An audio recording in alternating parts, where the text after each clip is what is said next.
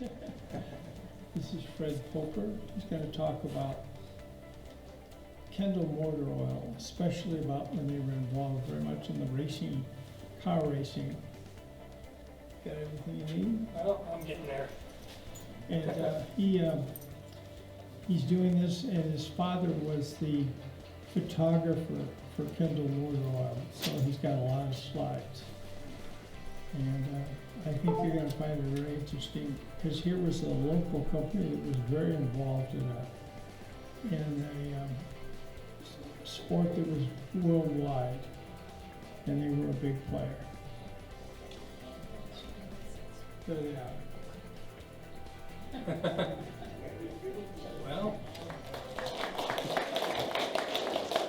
that's an awful lot of work to add to a little of my credibility here, because this is kind of important to why I'm here tonight.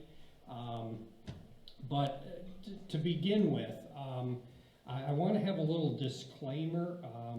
When Dennis approached me about doing this, my first thought was, and I'll go down through just a little quick introduction here.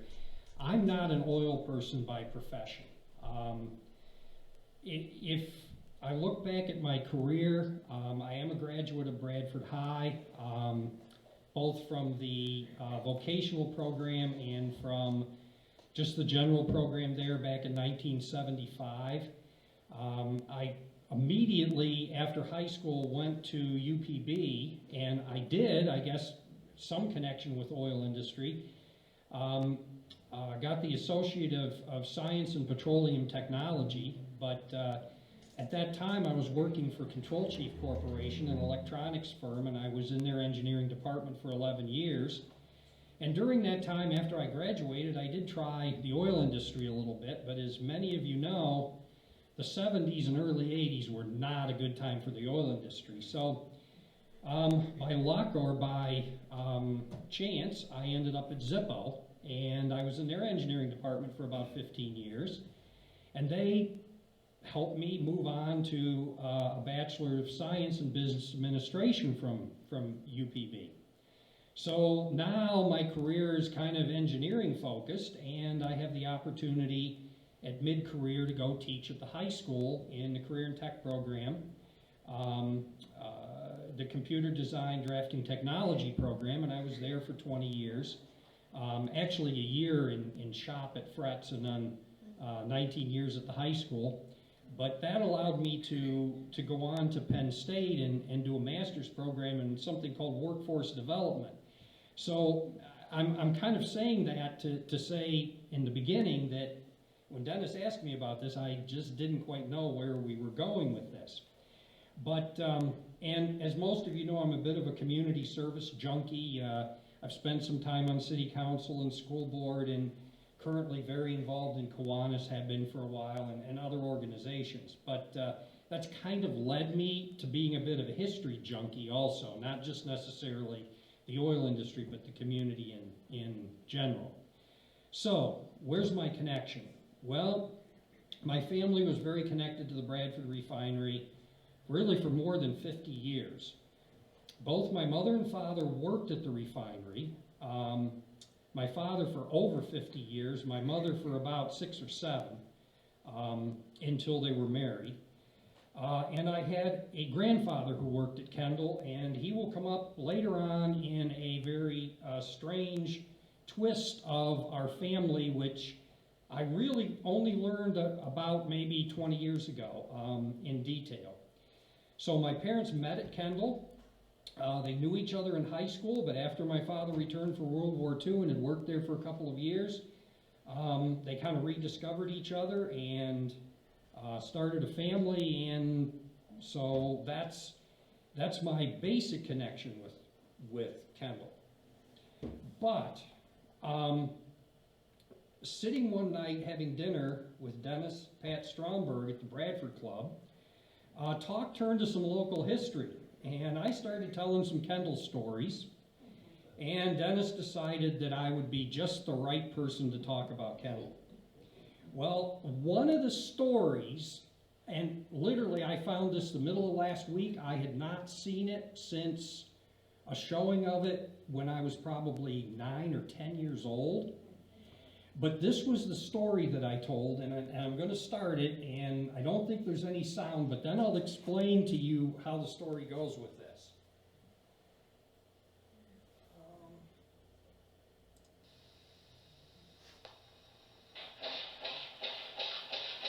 Oh, we do have sound now. Great.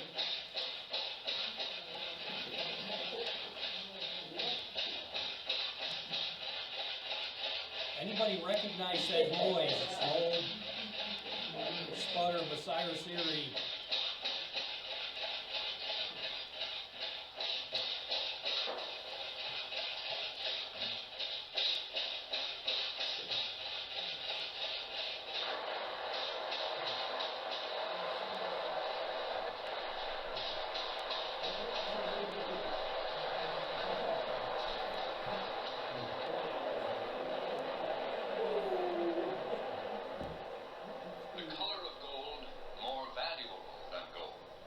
Indispensable blood of industrial man, crude oil.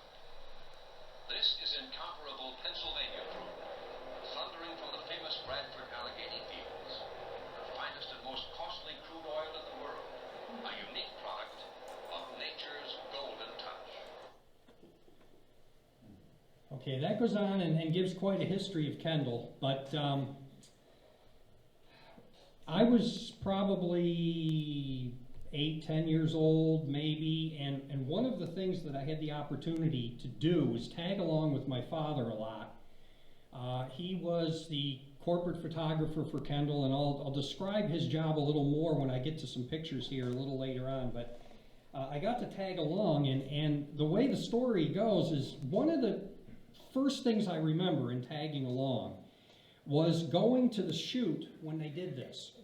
And that was just the most beautiful oil well shot I think anybody's ever seen.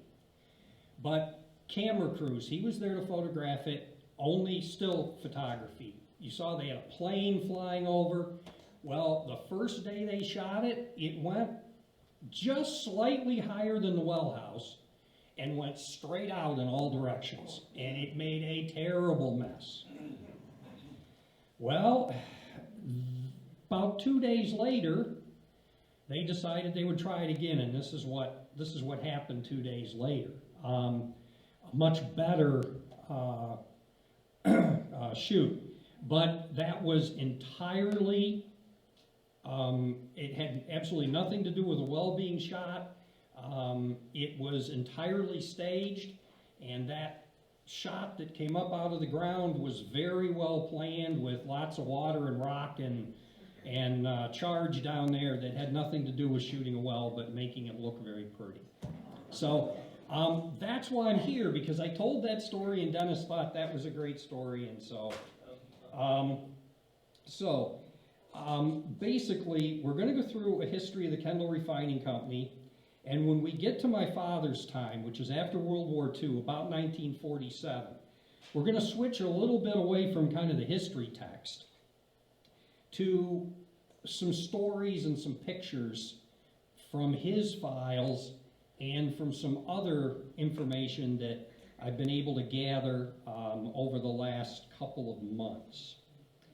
And then we're going to, as Dennis said, go on to look at some of Kendall's racing, which is, I guess, where I feel that I am competent, very competent to talk about that, being very much on the inside of a lot of those Kendall racing trips.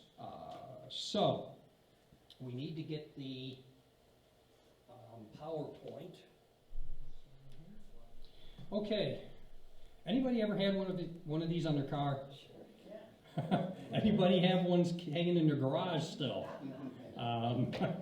I think half of Bradford at one time probably had these on their car, and another third maybe had a Zippo plate, and then I don't know beyond that. But as I was going through this, that kind of summarized, I guess, what I felt kind of summarized the refinery for a long period of time, probably back to the 1920s up to when Witco sold the refinery. And the period of time I'm going to look at is exactly from the founding of the refinery until the Kendall brand name left Bradford in 1996. And I'll have a few comments at the end on that name leaving Bradford, but because I'm going to voice a lot of my father's comments that he had when that brand name left Bradford. So, okay. Well.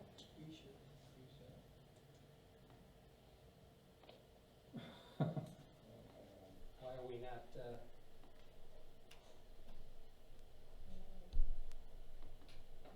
Well, okay. So, Bradford, home of Kendall, through the camera lens of Frederick E. Proper. That was my father, and he was the Kendall company photographer for over 50 years. Well, here's the refinery in 1881. A lot of people probably have seen this picture. The refinery actually is kind of down in this lower area here. The early days were somewhat difficult for a small oil company. Just 22 years after the first domestic oil well was drilled, the Kendall Refining Company was formed in Bradford. The Bradford oil field was then the center of the world's oil, producing about 83% of the U.S. crude oil. Now here we're talking the early to mid 1800s. In that year, there were 11,200 producing wells in what was considered the Bradford field, which was an 84,000 acre plot. And oil was selling for 86 cents a barrel. Gasoline was considered a unnecessary byproduct because what they were trying to refine was kerosene. So Bradford was a wild, crowded boom town. Must have been a lot more wild than Summit at the time. And William Willis, E.R. Loomis, and R.H. Childs started the Kendall Refining Company. Okay. The refinery's initial plant was just a little over 4.35 acres of land and had a value of $2,000. By 1883, the company had failed, and it was taken over by creditors who sold it to B.G. Higley, who was one of their 5 employees. Now, this is a group of employees from the refinery, I believe back in the 1800s at some point. There were no identifications with them, but the crew through these early years were about 5 people. And a little more detail of them comes here in a couple of slides. But the next year, Theodore Barnstable, which some of you may recognize from some of his descendants running a business here in Bradford, a wealthy businessman purchased the assets from Hinckley, and the company slowly began to grow by adding light oils for sewing machine lubrication. And what Kendall is very much known for through the years, but I don't think a lot of people realize this, Kendall axle grease, their greases and specialty products really were more famous in the market than some of their motor oils, at least from the industrial standpoint. And many of you may have heard it was called the horse's friend. Because it did a really good job lubricating axles on wagons. Penn Lubricating purchased Kendall Refining in 1902, merging with its Orient Oil Company, which had just opened in 1900. The purchase price was $16,000. That included 2 horses and a bobsled. Still, the company grew in advance of the automobile boom, and by 1905, 3 years before Ford introduced the Model T, Kendall was producing 150 barrels of oil a day. A major setback in 1906. Whoops. I guess we'll go to some Kendall product first. The product that I was just mentioning, the axle grease, the horse's friend, that the left picture is a picture of that product from Kendall. And then we'll hear here in just a bit, when Kendall started in the auto oil business, it was called Kenco. So those were some of the early products. Did I miss a... there we go. I did miss a slide. So a major setback in 1906 occurred when a fire destroyed the entire Kendall plant.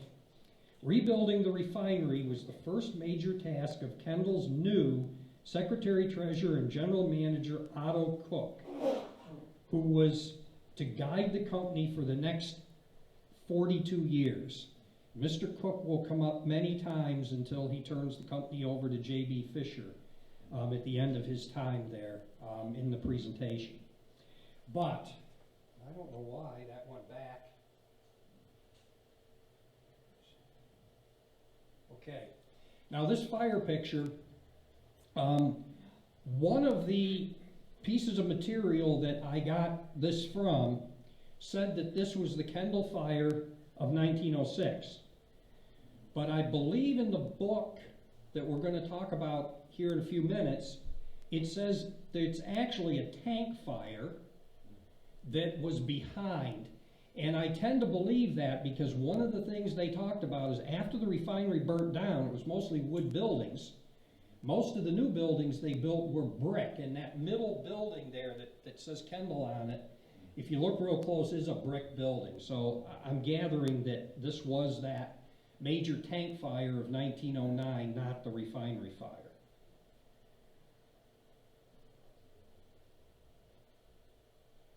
Okay, so we've got a few pictures here of the refinery, early refinery. You'll notice wood buildings and actually partial wood tanks. So Otto Cook had been one of Bradford's prosperous businessmen and an original Kendall stockholder. Although he had no background in petroleum refining, he was an imaginative innovator and an outstanding organizer. Through his direction, the refinery was rebuilt after the fire with modern equipment. Kendall began shifting its production from kerosene to lubricating products for the increased number of automobiles. And when they said he had no background and experience, Otto Cook and his brother were undertakers in Bradford at the time, and Cook Chatley Memorial Chapel, which existed up until a few years ago in Bradford, was an extension of the business that they formed right around the turn of the century. Whoops. Okay, so now the left picture, at this juncture, however, the yield of the rich Bradford oil, excuse me, I jumped here, one. At this picture, the left picture is the refinery in 1909. Now in 1909, up through 1909, in those developmental years, the refinery really had somewhere between 5 and 10 employees. In the late 1800s in the late 1800s, the refinery was operated with 2 stillmen, 1 teamster, 1 roustabout, and a barrel maker. And so they were probably up to 10 employees, maybe a little more by 1909, the left picture. The right picture is kind of a strange happening for a picture. This is the refinery in 1920 from Jackson Avenue. It's not a very good picture, but it is truly an amateur picture. It, according to the information I had in the book that I got it out of, it was photographed by James Shaw, who was an employee, and Kendall had wanted a picture of the refinery to use, and they had a photo contest. And this was the photo contest winner.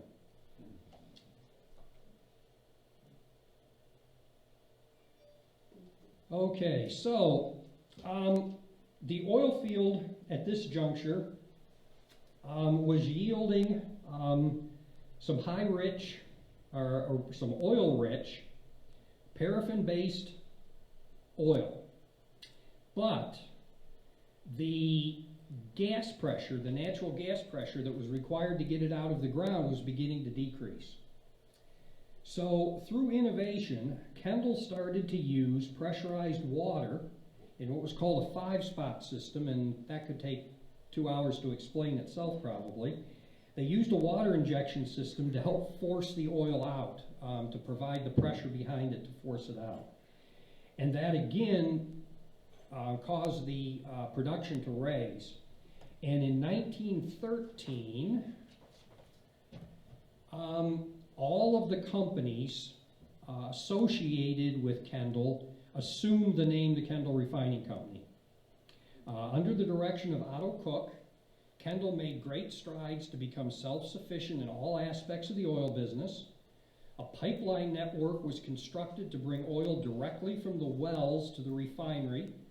And I think any of you who walk through the woods can still see some of that pipeline network that still exists today.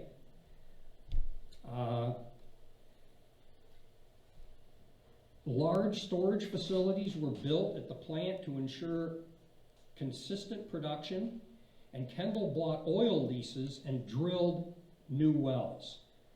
And this was also something that Kendall, through the years, really until very shortly before the sale of the refinery happened, they always had a production department, they've had a refinery, and then they've had a distribution department. And I'll talk about that a little bit more when we get to some more modern times, when they're actually distributing nationwide and worldwide. So enlarging its market, by 1910, Kendall owned bulk storage and distribution facilities in Hartford, Connecticut, Buffalo, and New York City. Sales force sold Kendall oil products throughout the northeastern United States. While Kendall's prime products were always lubricants, the company began selling gasoline through other retailers. In 1922, Kendall established its own service stations in Pennsylvania, the last one of which was sold in 1976. And we'll talk a little bit more about the modern service station a little later on, but Kendall pretty much started from the very beginning owning or having control of almost all of their stations. And that was a quality issue that they saw. Much of Kendall's success in the 1920s resulted from innovation, product development. Through applied technology, Kendall was the first Pennsylvania refinery to establish a research and development department, resulting in revolutionary products that included Kenco motor oil, which we looked at the original packaging for that. And what was really different about that is that it would flow at freezing temperatures. Up to that point, no one had figured out how to de-wax a motor oil to the point where it would flow at freezing temperatures. And shortly after that, into the early 1930s, Kendall was able to say that their motor oil would last for 2,000 miles in a car, where everybody else was maybe 500.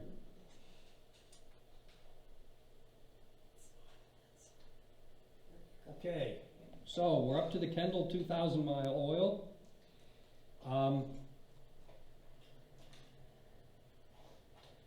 And shortly after that, Kendall's packaging innovations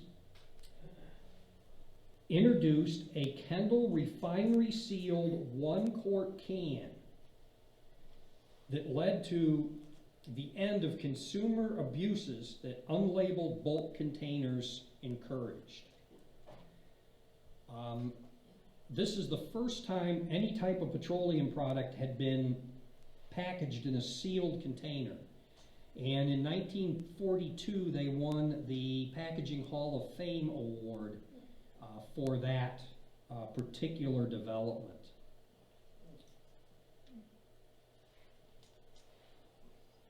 Okay. Through the 1930s, as automobile use increased, Kendall researchers developed lubricant improvements that are considered basic today. I already mentioned the de-waxing process. They began putting chemical additives to stabilize the oil into the product. They began de-resining the product, which allowed for less buildup in engines. And they adopted other lubricant protocols. As the United States was at the dawn of World War II, Kendall was active in the armament drive.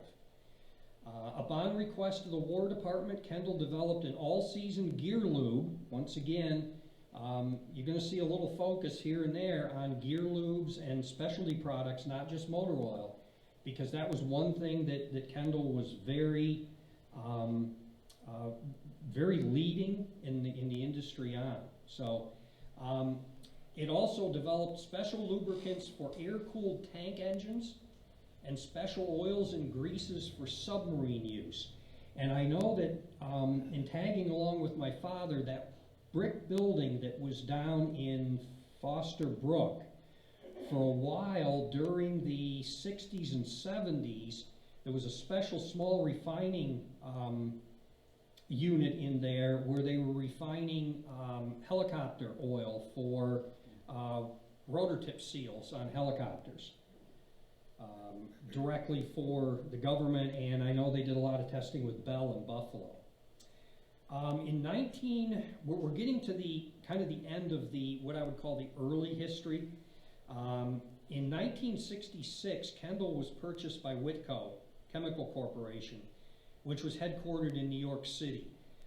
During the 1970s, Witco acquired new oil field holdings, greatly enlarged Kendall's crude oil resources.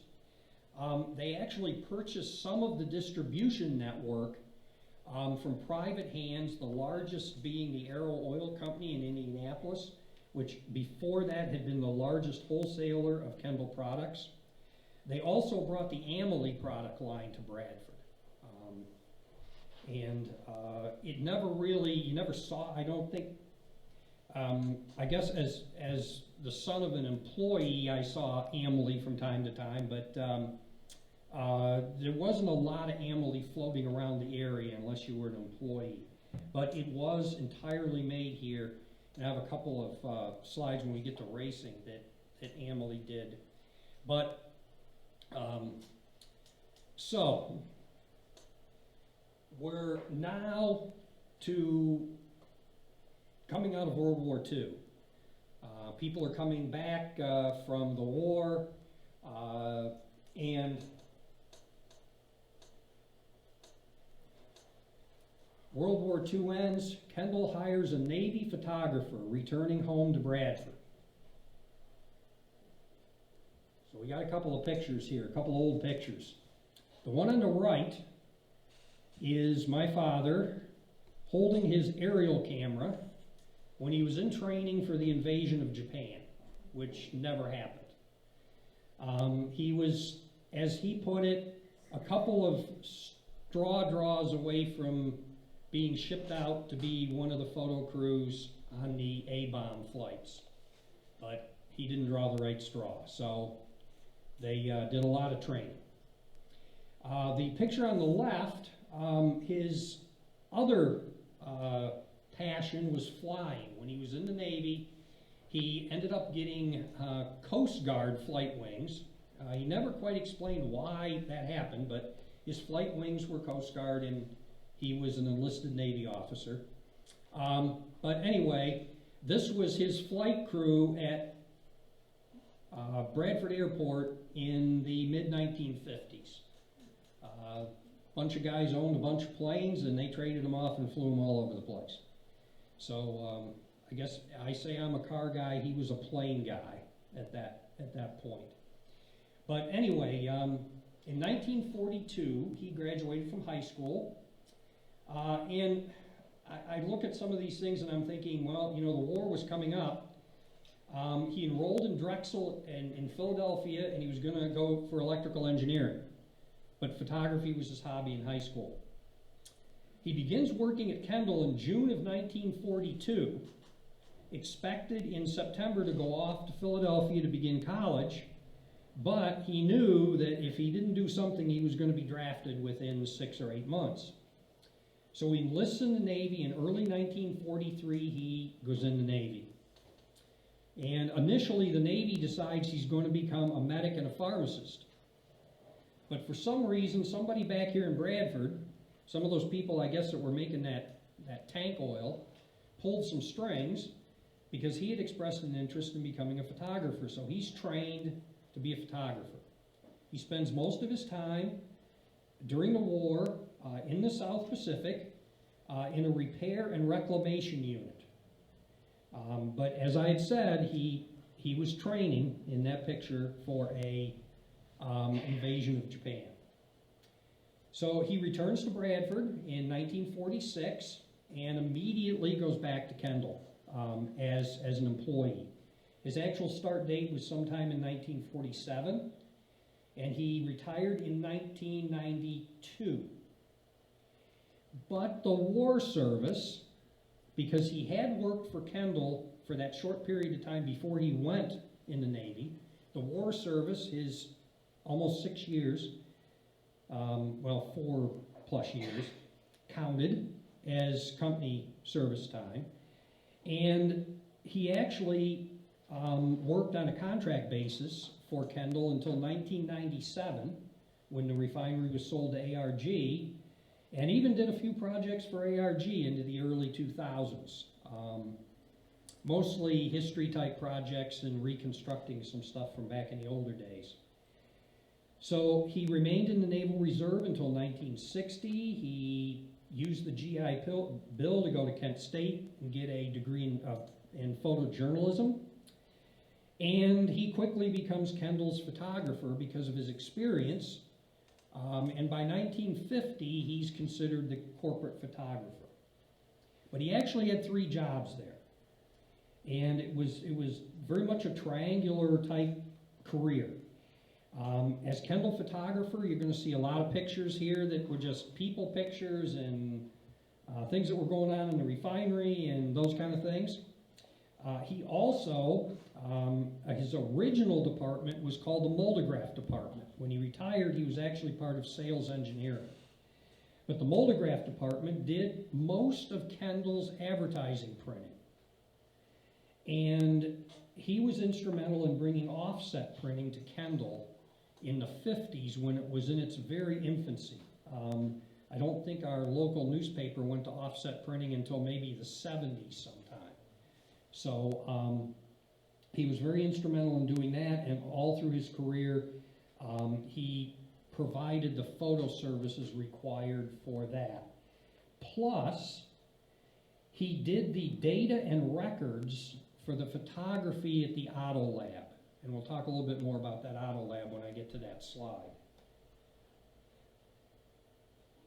Okay, source materials. I think I saw Sally Kostick walk in. Yeah. The Bradford Oil Refinery, and an awful lot of what we're going to see from now on either comes from these 2 books, mostly the Bradford Oil Refinery, and this is a comment that Sally put in the book. Kendall photographer Fred Prober contributed wonderful images to make up the backbone of this book. And really, the early pictures, some of them I know that I can remember him talking about reconstructing, and then there's the true backbone of the book, the Kendall time. I would say probably over 90% of the pictures were his. And the other two sources, this is the press kit that was issued in 1981 for the 100th anniversary, and that was the Century of Leadership book. And I know Jerry Harvey's sitting around here somewhere. I want to thank him for these, digging them out of his basement. Jerry was a employee at Kendall from 78 to 2000. And a lot of the material in these 2 were put together by my father, and at that time, anybody here remember Larry Woods? Larry, the history that I read in the beginning, the notes for that history, most of those came from Larry Woods' information that he provided for the 100th anniversary up until this point. So that's where most of the information has come from.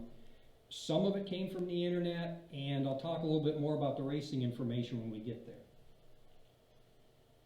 Okay, so the lineage of Kendall presidents and general managers, and I've talked to a few people about this, and I think I have it right, but this is Otto Cook, and he started back in the early 1900s, and his hand-picked successor was J.B. Fisher.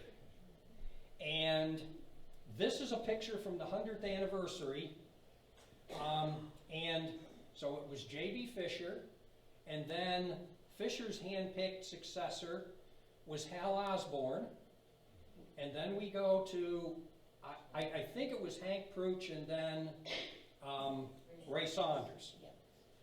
I think that was the order.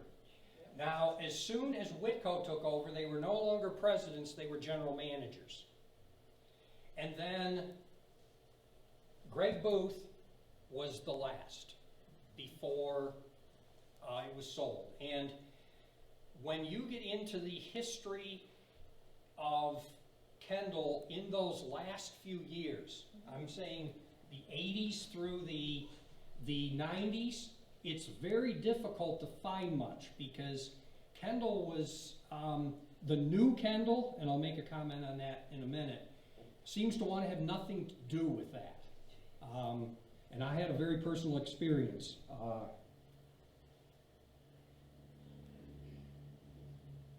So that was the lineage of the people that ran Kendall up until it was sold to ARG. Here, and I'm going to throw in a couple of slides from the refinery. This is the Foster Wheeler unit. It's basically the key to producing any kind of petroleum product. Whether you fractionate it or whether you crack it, you have to break it apart into its pieces. And this was built in 1929, and it stayed in service until 1985. And I put this in for two reasons. The first reason is that it is truly the start of the refining process. It's the key to the refining process. And I think everybody around Bradford knew that black tower. The other reason I put it in is it's about the only piece of refinery equipment, the only refinery process equipment that I got dragged all the way to the top of with my father one time. And that was kind of unusual because kids of employees through the 60s and into the 70s, until they actually changed the safety and you started seeing people wearing the fireproof clothing and those kind of things, you could get into the refinery. It was not anything that was really closed off, and I would tag along when I think it was an evening at dusk when he needed to get a picture somewhere down the refinery, and that was the best place to do it. So, and so I was there. I was in many control rooms throughout the refinery, but that was the only thing that he made me climb all the way to the top of. But at least that didn't have a ladder; it had a stairway. So, the strike story. This is where I really, even though I was probably about 6 months old or less, when the Kendall Strike happened, my father was lower level management, working his way up in the company. My parents had been married a couple of years, and my mother's father, his father-in-law, was president of the Kendall Union. And I've always believed, that that is my grandfather Poland. Well,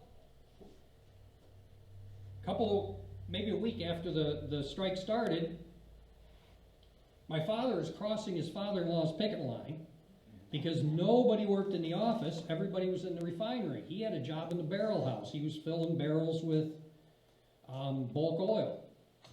That was his job, 8 hours a day, 5 days a week.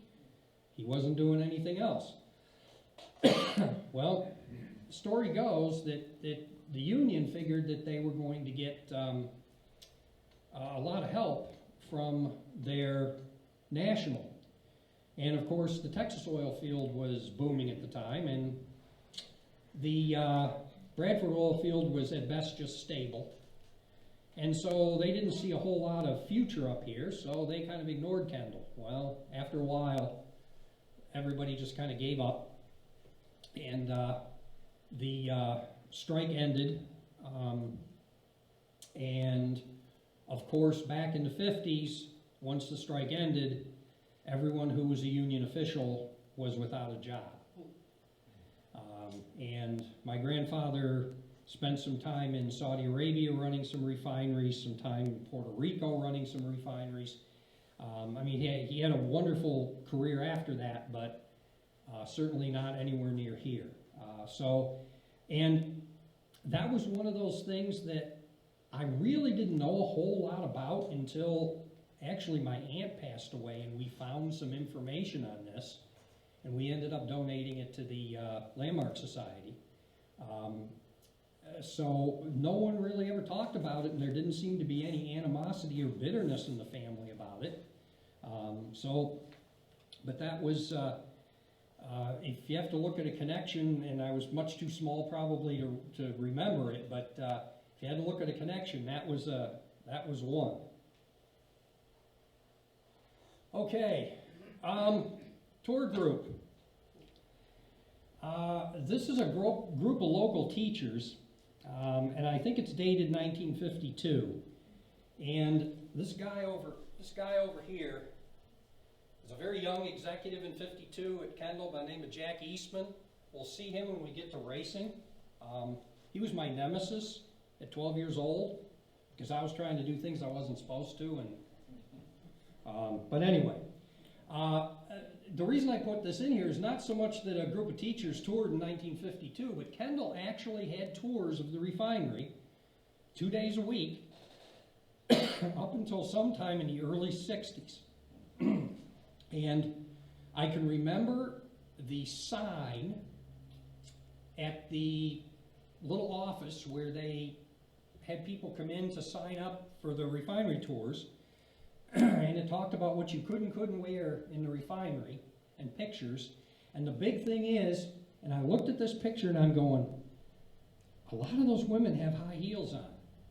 And the refinery has a lot of graded stairways and a lot of graded walkways. And that was one of the first things they said. Everybody had to wear flat shoes with toes. But tours, if you can believe that, tours are tough enough in a safe, what you would call a relatively safe manufacturing environment. Can you imagine what it would be like in a refinery today? It would never happen, but up until the 60s it did.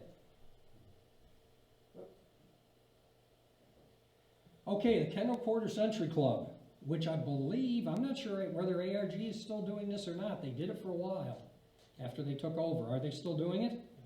Great.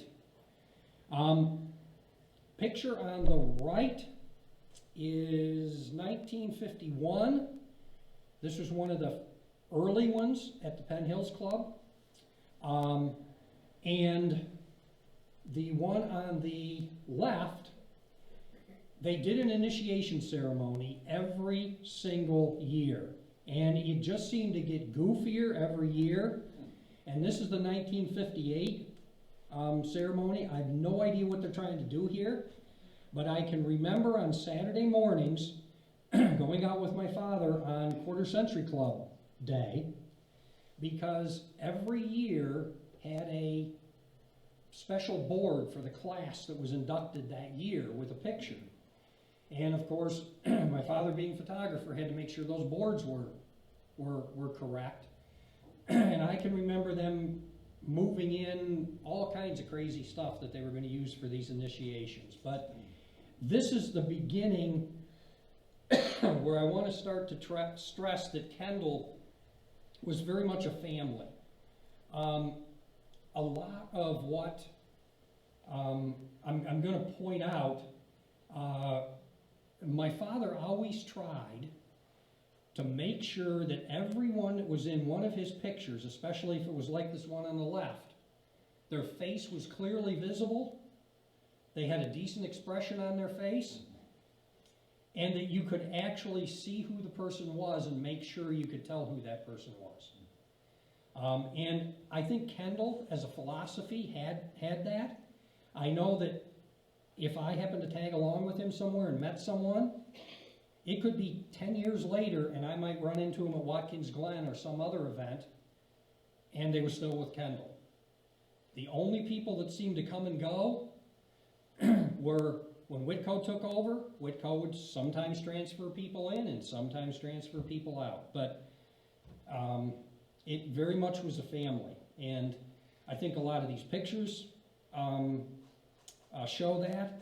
And I'll point out a couple of those things. But that was just one of the things that I always saw.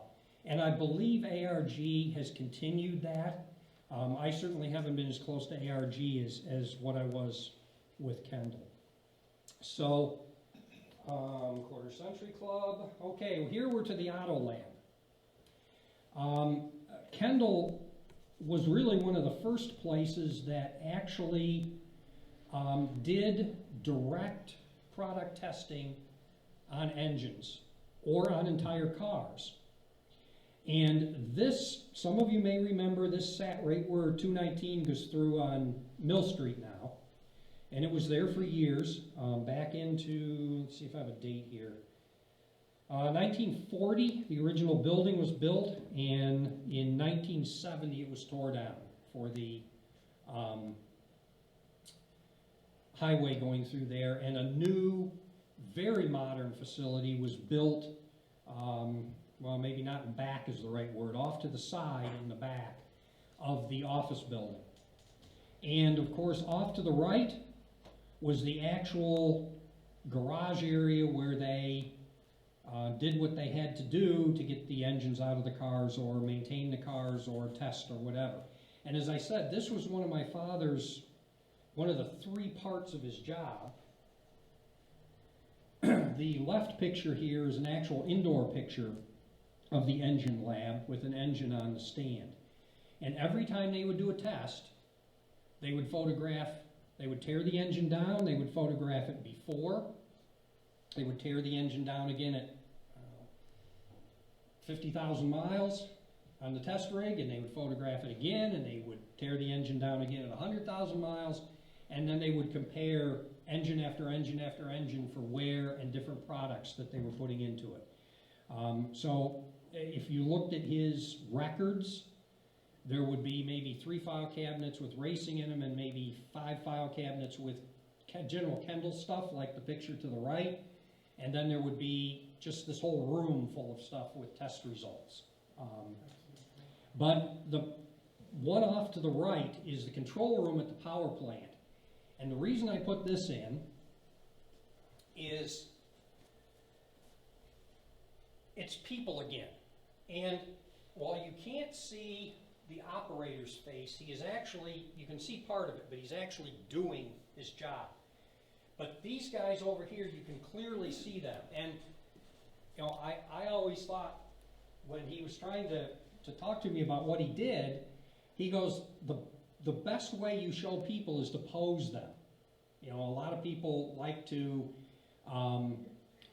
just do the candid shots. But most of the stuff he did, he was always thinking how to emphasize the people and how to make Kendall look, you know, how to make that picture reflect best with Kendall and what they were actually trying to show. Okay, so this is changing times. I mentioned in 1966 Witco took over Kendall. They actually purchased Kendall. And it was a little bit of a, I think everybody was a little nervous in the beginning. But as it ended up, I think it was probably the best thing that happened to could have happened to the refinery at the time. And this picture is Glenn Gifford on the left. And I don't remember or don't have a lot of connection there. Then it's Robert Wishnick, who was the founder of Witco. Then Hal Osborne, who in '72 was the general manager here. And then William Bill Wishnick, who at that time was the president of Witco and the chief operating officer and whatever else. But he was basically the head person at Witco. And then, of course, Ray Saunders on the end. So this, as I looked at this picture, I put it in there because it shows it shows the people of Witco and Kendall at the time. But I'm looking at that and thinking my father was probably very frustrated. They had to have hard hats on, and you see those shadows across the faces because it's not showing. It's a wonderful picture, but okay, his way. And I've talked about this a little bit. These pictures are kind of tough to see, and I really wished I'd only used this one down here. These are all pictures from the 100th anniversary celebration. And if you look at that top one with all the people in it, you can see every face. They're all looking forward, and they're all relatively smiling. And of course, that was posed. But this one down here, these two kids and that clown, I can just see him saying, hey, turn this way, we need to get a picture. And if you're trying to emphasize your people and you want to make those people feel good, I'm sure that employee that was connected with those kids felt really good because that picture ended up getting published in the paper.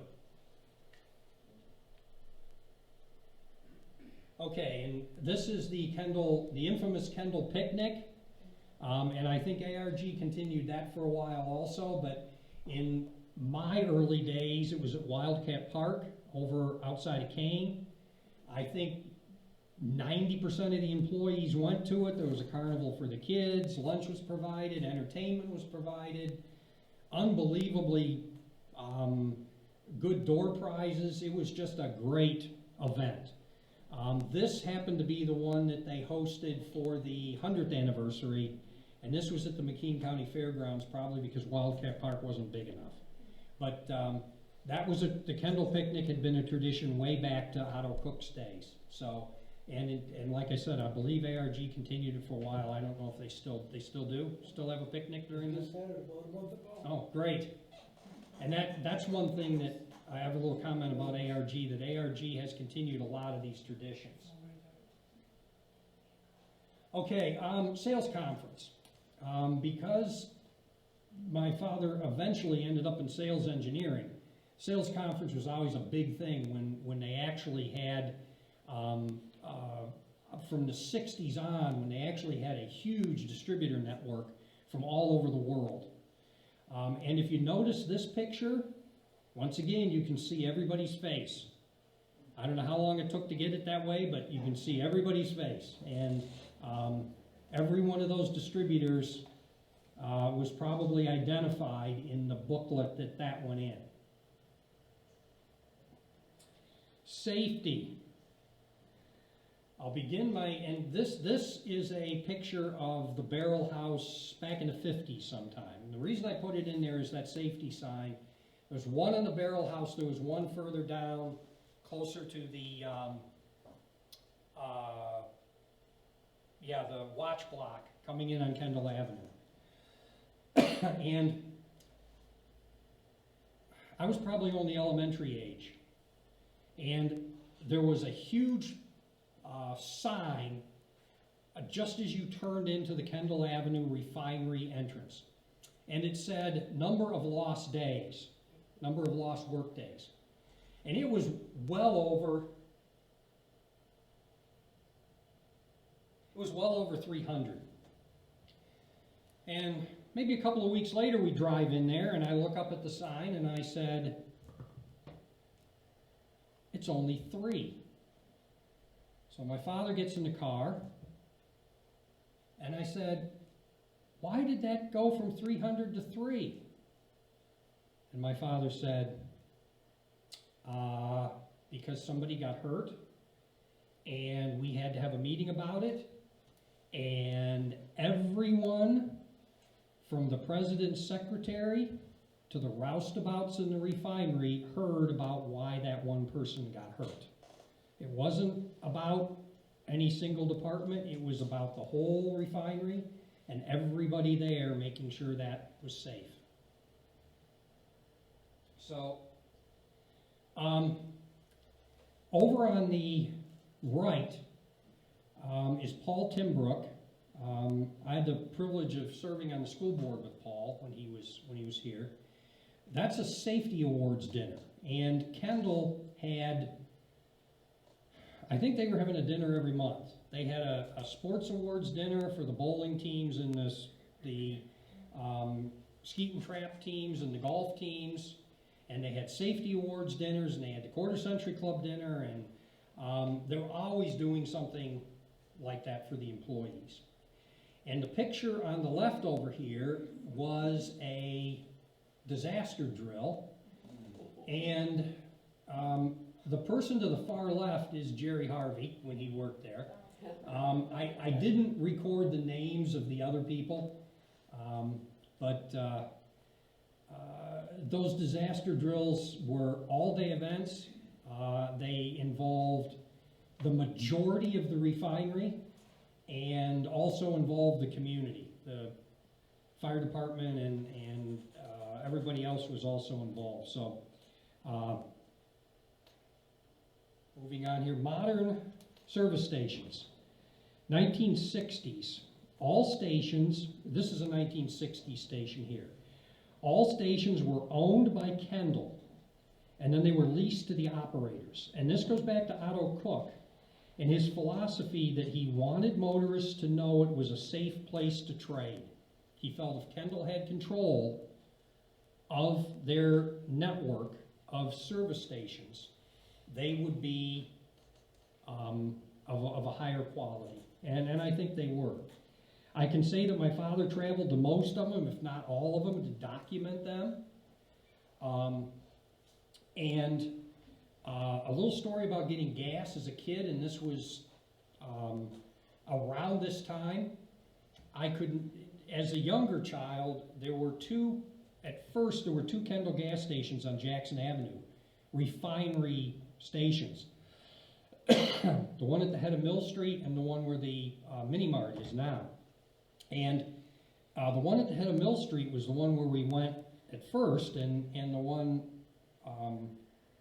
further up Jackson was where we ended up, I guess probably by the time I was in junior high or high school. But I never could figure out as a young kid why we had to pay for gas when we went out of town, but we never had to pay for gas when we were in town. Well, it wasn't that we weren't paying for gas, it was just that you could go into the station, if you were a Kendall employee, and sign, you were basically had an account, because it was a refinery station, and it came out of your paycheck. So I never quite could figure that out when I was younger, but then kind of caught on to it, especially when I started driving and not being an employee, I couldn't get the employee discount. So let's quickly look at some Kendall packaging here and some Kendall products. Of course, we have the Coach oil up here. We come down to the refinery sealed can, the 2,000 mile oil. During World War II, they couldn't use metal cans because of the war effort, so they actually had to go back to glass jars. And that was for a short period of time. And then in 1953, this is here because that's when the dual viscosity oil came out. Then the 1960s, we come up to high performance oils, the Kendall GT1, and then by the late 1970s, we're into plastics. And if a lot of you remember, or a lot of you may remember the building of the packaging plant, and then I believe it was Boise Cascade at the time, or was it RC Can, converted all their equipment over from composite cans to plastics. And they actually made the plastic bottles out front, and they ran them across the conveyor into the Kendall packaging plant. And then a lot of you might remember the metal cans. I never experienced a metal can, but these composition cans were basically a cardboard material, and they'd leak a little bit and they'd be kind of slimy. Then when they changed, why they decided to go with white plastic, I don't know, but they never were quite clean. So then you can notice they went to black plastic. That was kind of the evolution. Now this happens to be from, I'll say the new Kendall, because their new product is right there in the middle. It was the best, really quick way that I could figure to cover these products. Okay. Once again, these were ad photographs that were done for the Kendall, what they call the funnel fill, which actually didn't work as well as the next bottle that came out that had a little curved top on it, because these things, once you got them turned upside down, they work great. But boy, try to get them turned upside down without a lot of oil coming out of them. But anyway, that was the early funnel fill. And then I thought these pictures were kind of interesting, and I kind of looked back at the time frame. We're here in the roughly the early 1980s, and they were very much forward-thinking in putting women in the pictures actually doing their own oil changes. I'm sure that was not something at that point, but certainly the auto industry was starting to focus more on selling to women, and I think Kendall put a big effort in at this point to do that. So a couple of quick things about Kendall and their first. They were the first to de-wax motor oils. They were the first to package motor oil in 1-quart containers. They were the first to refine mineral oil. Let's see, moving forward here, gear lubes. They were huge in gear lubes, the first 2,000-mile oil.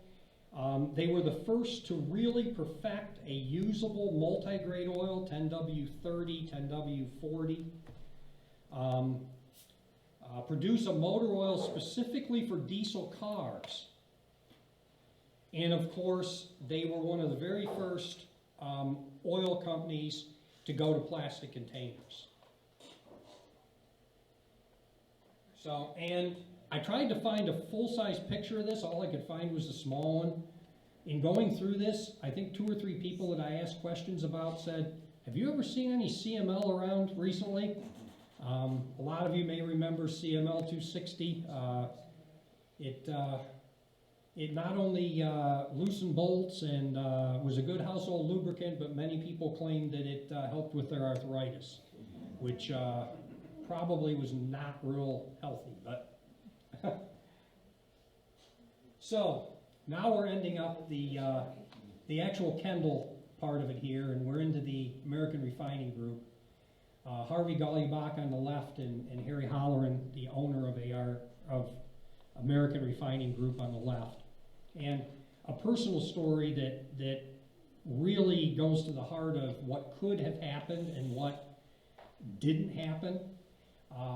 After the Kendall name was sold to Sun down in Philadelphia, and it left the community, there was a period of time, probably close to a year, when the refinery still operated supplying products to Sun, but nobody knew what was gonna happen, and boy, there were some people in here, and at that point, I was on the Council of Governments and also a school board member, and of course, no matter who you were in the valley, the refinery was paying substantial taxes, so you had a real vested interest. And some of the companies that were looking at that refinery were not gonna run it as a refinery. They were gonna run it as a chemical plant, they were gonna run it as a recycling facility. It was not good, and the number of employees would not have been anywhere near what ARG has been able to do over the years. And it was really a tight time. And so Harry Holleran comes in and makes an offer, and within 2 or 3 weeks, everything pulls together, and basically I look at this picture and I think that didn't just save the refinery, but it really saved the community, because it could have been disastrous had somebody like ARG that didn't want to use it to produce products, they had bought it. And they bought it in 1997 for $1. Now, there was $17 million worth of inventory sitting around, which they had to resolve, but the actual refinery itself was purchased for $1. And that's just, you know, it is really, I would say, one of those things in Bradford history that it should be probably in the top 10 of things that help the community. Okay, try to run through this relatively quickly here. Let me get out my one of my prized possessions here. This goes back to well, I guess the back doesn't make a difference. This goes back to about 1972, maybe 73. And Kendall goes racing, and this really began with the high performance motor oils, but one of their big activities early on, when motorsports were kind of in their infancy, was air racing, the Cleveland National Air Races. And this was just before World War II, when they did an ad with whoever the champion was at those air races. Well, okay, here's a 1950s picture. This is, I believe, one of my father's pictures. He would go out to the air races. I can vaguely remember it when I was very small. And you can see the Kendall disc. They were doing advertising on some of these planes. And that was basically through the 50s. That was one of their really major sponsorships. They also sponsored a lot of boat racing, early hydroplane racing at that point. So now we get to Watkins Glen, and that's where this is from, and there's a lot of stuff in here, because Kendall just, I think, kind of inadvertently got involved up there.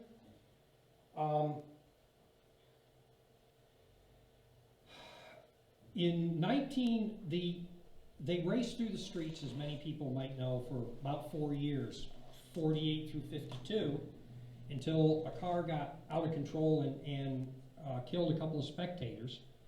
And then they raced up on some county roads for a few years until they could build the track. Well, in 57, they got the track built, and they basically didn't have any money, so they were looking for some help. So Kendall stepped in late 57, early 58, and built this original, this was everything at the time. This was the control tower, the press room, the office, that was everything. Then, a couple of years later, as you can see, this building and that building are the same building, but they just kind of built around it. And the goal of all of this was the founder Cameron Argensinger was trying to get a U.S. Grand Prix to Watkins Glen. And Kendall is probably as instrumental as anybody other than Cameron Argensinger in getting that United States Grand Prix there and keeping it there for 20 years, along with a lot of other things. But it also benefited Kendall, as you're going to see, with their advertising. So now, that building, that original building they were building, they've now built 2 floors out here onto it. And this garage area that says Kendall Tech Center was a 1-bay garage area that was built by Ford in 1961 to help get the Grand Prix there, and then Ford decided they didn't want to be there anymore. So Kendall helped and helped them build the second bay, which was very, very much needed. So now we've jumped around a little bit here. The left picture is that Kendall Tower in its original form, and then to the right is the Kendall Tower as it was reconfigured by the late 1960s, when the Grand Prix was a fixture of world racing at Watkins Glen. So Kendall had just kept building and building and building to help Watkins Glen develop. Okay, a couple of Kendall pictures. Again, these are from my father's collection, but they actually came from Watkins Glen. We took a trip up. All of Kendall's racing archives and all of the stuff that I had as backup are at the International Research Library at Watkins Glen. So we went up and pulled some stuff out, and I have to apologize for some of these images. My scans turned out a lot better than what they sent me, but I guess you can see what's going on here. This was the presentation of that longer building when they finished the large building. You can't read the plaque, but Kendall is misspelled on that plaque.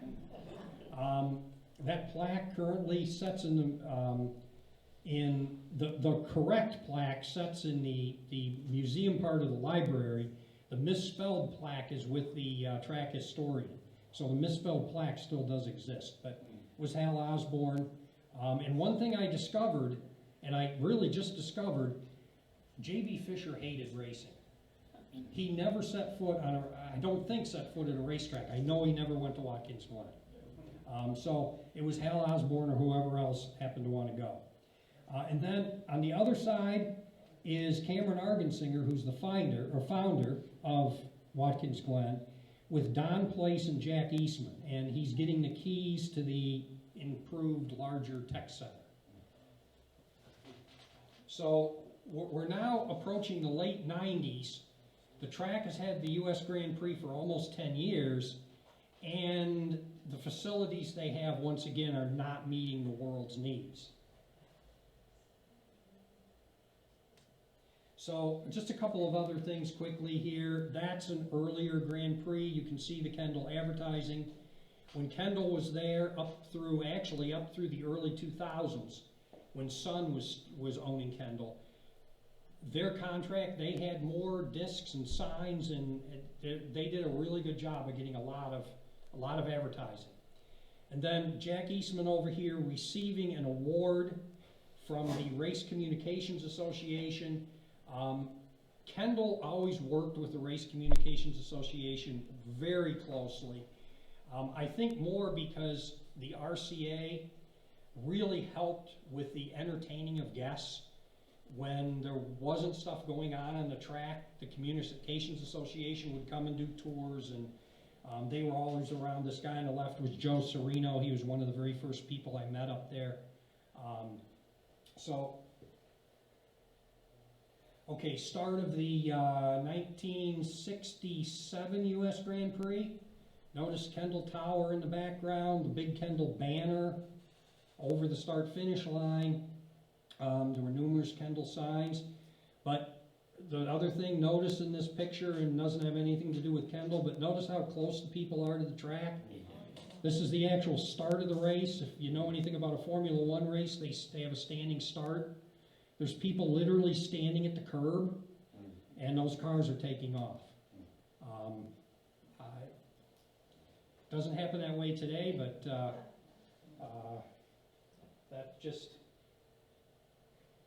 Okay, once again, in '71, the track again had to do a major renovation in order to keep the U.S. Grand Prix. They put about $5–6 million in the facility, which is a lot of money in the early '70s. You can see one of the Kendall advertisements in the pit lane.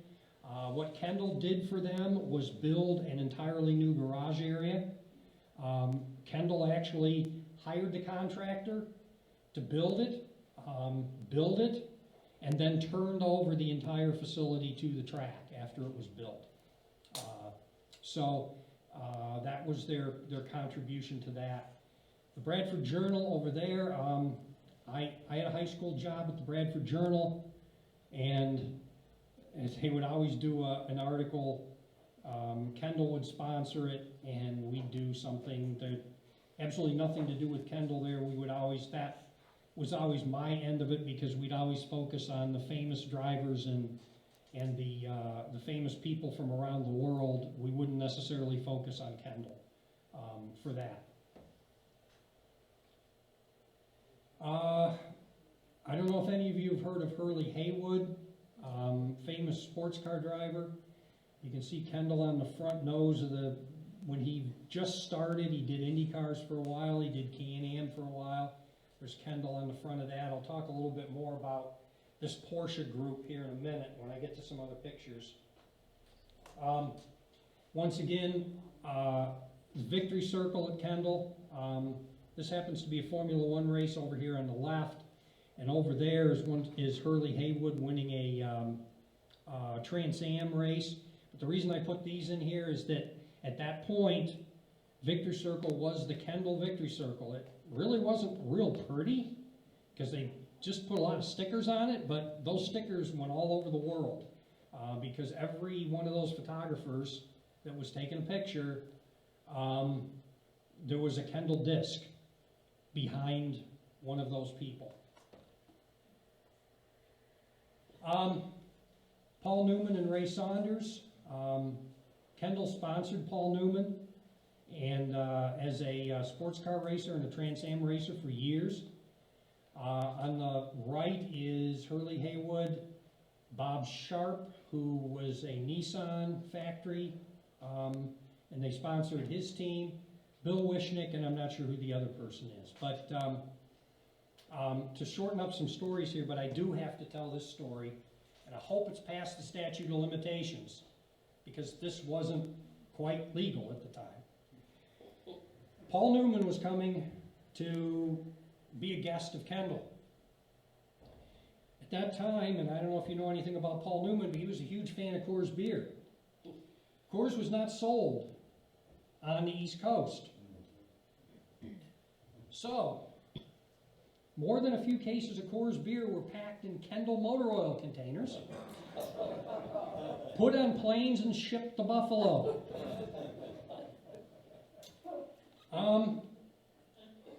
I made one trip to Buffalo to pick up those cases, and then we took them to Watkins Glen.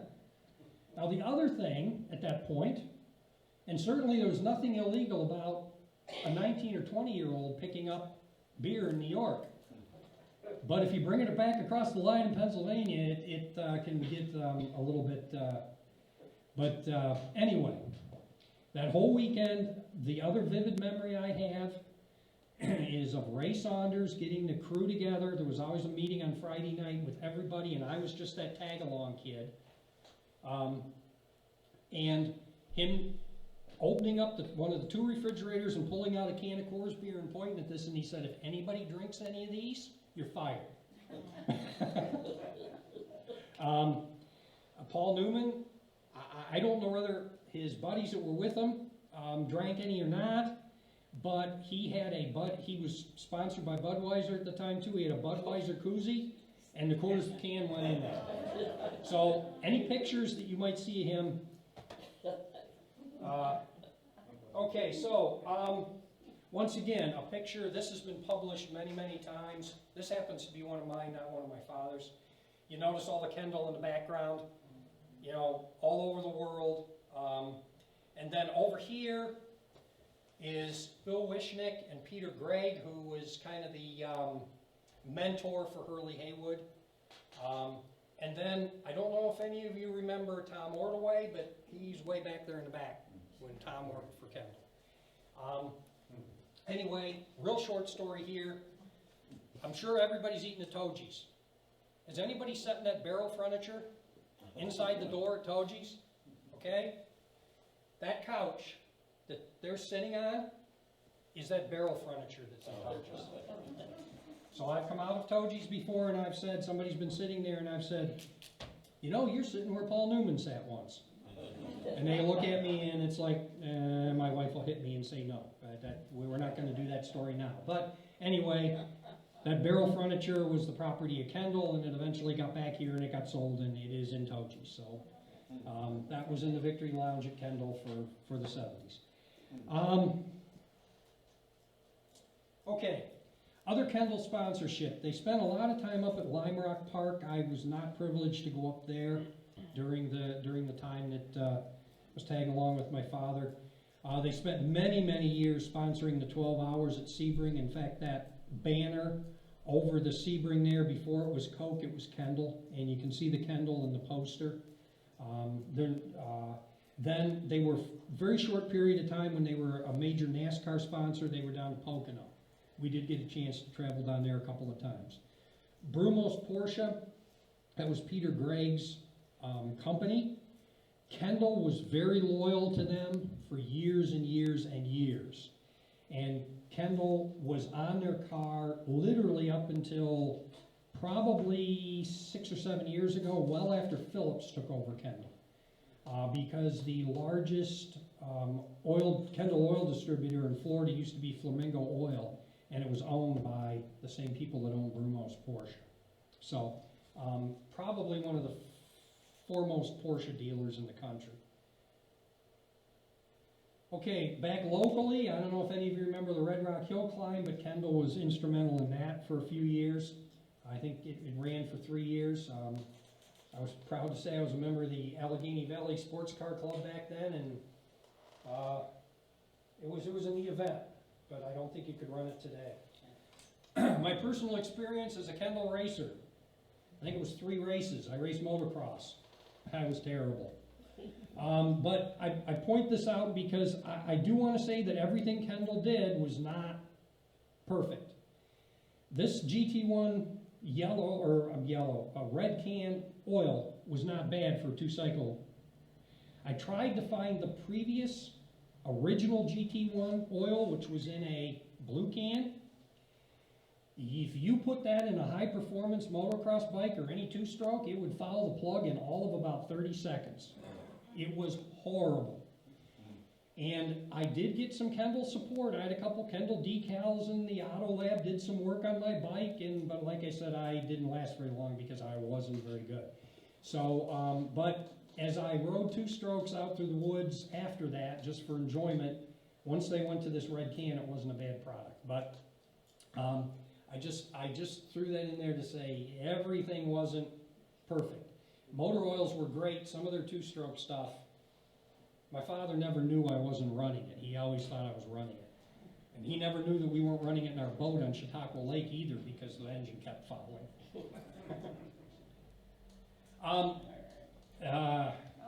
This is my father's favorite ad, not. I can remember him talking about photographing this. This was an early GT1 racing ad, racing spinach. I can remember him having a lot of trouble with whatever that stuff was they used for spinach. And he just hated this ad. And when I saw it on the internet, I said, I gotta put it on here because that was one that he talked about that in the 2000s. Okay, some local Bradford guys. John Kohler, back in his earlier days, before he became a Ford factory driver, had Kendall on the side of the car right here, the Firestone Firehawk series. John and Gary Smith from here in Bradford ran quite a few races. Had the privilege of helping with their pit crew a couple of times. You know, it wasn't just major sponsorship Kendall did, they helped out the local guys too. As they did Mike Cedar. I don't know if any of you know Mike Cedar, he's still around town here and there. Mike raced for a while. At that time Universal was in Meadville and he was living in Meadville. But actually my brother-in-law crewed for him for a couple of races. But Kendall on the front of the car, he actually got quite a bit of help from Kendall in the early Firehawk days. Now we're up to the new Kendall group up there. Not that black and white group, but we're into the color group and we're into the NASCAR years. And they always brought a big crew with them on a bus. And they'd park in a RV slot that my father and I got for our RV every weekend except NASCAR weekend, and entertain guests. I believe the middle picture, one of their last racing directors was Andy Mowry. And then I don't know who's in that picture, but that was the entrance to their, I guess you'd call it their suite, at the new track that when NASCAR actually took over Watkins Glen and built some entertainment suites. Kendall had one for quite a period of time. But this would have been pretty much right at the end of when Kendall was... Okay, Kendall and NASCAR. This is going to be my next to my last story, and I'm going to run through this real quick. Kyle Petty, mellow yellow car. He's holding the can of Kendall motor oil over there. Kendall's full sponsorship on this car was the back lower fender.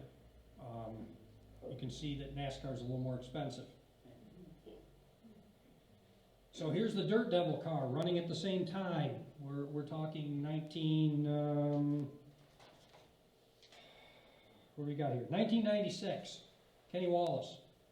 Kendall in the back fender there. By this time, my father had decided that NASCAR was not for him. Sports cars were fine, Indy cars were fine, but he was not a NASCAR fan anymore. So I was going as a freelancer for Kendall. And I had an appointment to meet with Kyle Petty.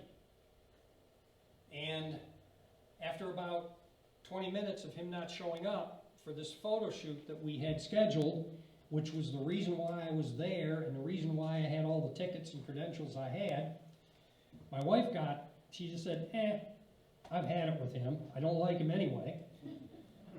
And she leaves. So he shows up and we take a few pictures and I'm not really happy with what's going on. And I walk over around the garage area back looking for her, and she's sitting on a workbench next to Kenny Wallace, talking to Kenny Wallace. She said, "You should have just come over here. Kendall's on the back of this car." Yeah. Well, we got a tour of the transporter. We got all kinds of pictures. Jeff Hammond was his crew chief. He said, "You see me in the pits the next day." He told me where to stand. How I didn't get hit by a lug nut, I don't know, but he did. So I come back, and I wished I had some of these, but the track historian I'll talk about here in just a second didn't seem to have real good access to some of my father's stuff. But I probably came back with 200 pictures of the Dirt Devil car and 25 pictures of Kyle Petty. I wasn't real popular, but they had a lot of good Kendall pictures of the Dirt Devil car. And this was Felix Sabalas Racing before Chip Ganassi took over. And then the next year and the year after that, 97, 98, Kendall decided to put some big money into it. Greg Sachs and Bobby Hamilton, those 2 years. Like I said, I wish I had some Watkins Glen stuff, but Drag racing. Kendall's most famous drag racer was Don Garland's. And some of you may remember he was here in town at least twice. And one of my most vivid memories is them pulling it was right after they went to rear engine rail dragsters, pulling it out on the concrete strip right in front of the office building, and him firing that thing up and lighting up the rear tires right down in front of the office building. Like I said, he was here a couple of times. There were a few other drag racers there too. And actually, while Kendall sponsored some drag racing, Amalie was the huge drag racing sponsor. So just kind of to get Amalie in here, they were the huge drag racing sponsor. Now, to finish up here, a couple of memory slides. I mentioned in my little bio that I worked for a number of years for Zippo. So I thought I'd throw a little Zippo into the presentation. A lot because this was the very first advertising contract that Zippo had. If you notice, that's an original Zippo lighter with square corners. And Kendall was their first contract to put advertising on a lighter. And actually, that's a stamped metal plate that was glued onto the lighter, and then it was color-filled with red paint. So it was a pretty extensive process back in 1935 or 36 or whenever that was.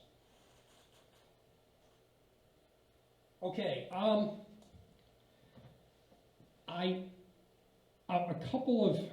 throwing in a couple of pictures of myself here because I really hoped I would have a little more than this, but I'm going to make a little fun of myself here.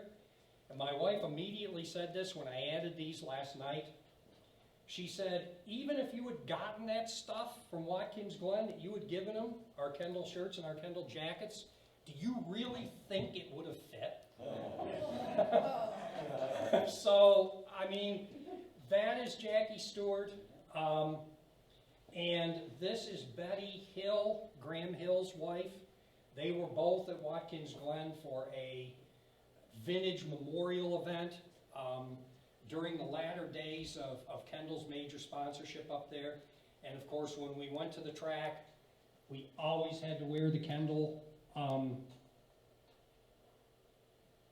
stuff. This is the inside of the new Kendall, I guess they did call it the Victory Lounge. Over there is just kind of a goofy picture of me getting ready to head out and do some pictures. But real quick here, because I worked for Zippo at the time, I decided I needed a Zippo badge here on my Kendall shirt. Well, my father kind of gave me like a cross-eyed look when I showed up with it. I did get a little bit of back talk from Andy Mowry about putting that Zippo patch on there, but he finally agreed that it wasn't a problem. So anyway, this is our accommodations for many, many years up there, that little tiny trailer. And the nice thing about Kendall had a RV site, and I showed you the bus that was in there during the NASCAR race. Well, this happened to be a sports car race. But the nice thing about camping there is all of the hospitality for all of the major manufacturers were always in back of us. So one morning we could get breakfast at the Jaguar area, and the next morning we might go down to Nissan, and maybe in the afternoon we'd check out Porsche. It was really kind of convenient. But as the track grew and as more things happened and as bigger motorhomes started to move in there, we just kept getting pushed further and further out. But that was, so anyway, to finish up here, this picture, in the very, very final days of going up to NASCAR, my father and myself, a much newer picture of my father. At this point, he probably had been retired for a few years. And as you can see, we're Kendall and Zippo at this point, sharing the back fender. And eventually Zippo did do a full sponsorship. So, oops, I missed one that is very important here. And this is not a very flattering picture. I guess I'll just leave it at that. But I need to put this picture up because a lot of what we did to put this together was the help of the motor racing group up at Watkins Glen and their repository of a lot of Kendall stuff. And they actually have a couple of these because at one time we had 4 of them. I don't know why we needed 4, but we had 4 of them. But this person right here I don't know how I got this picture, but that is Bill Green, probably 15 years ago. Bill just turned 80 years old, and he's still the track historian. And Jerry will tell you, Jerry went up with me, and we thought we were going to get out of there after lunch, and it was almost dinner time. I mean, we had stories and stories and stories. And I also have to mention this guy here in the middle is Steve Pike. Steve was my mentor for NASCAR. I'd seen worldwide drivers, I had seen everything up there, and then NASCAR shows up and I don't have a clue. And Steve was a local newspaper reporter and photographer, and he took me under his wing and taught me about NASCAR and how to function in the NASCAR environment. And Steve passed away a few years ago of cancer, but Steve had one of these. I gave him one and as a thank you. So anyway, that took a long time. But just a bunch of reminiscing as we got past the basic history. Just let me, yeah, that's it.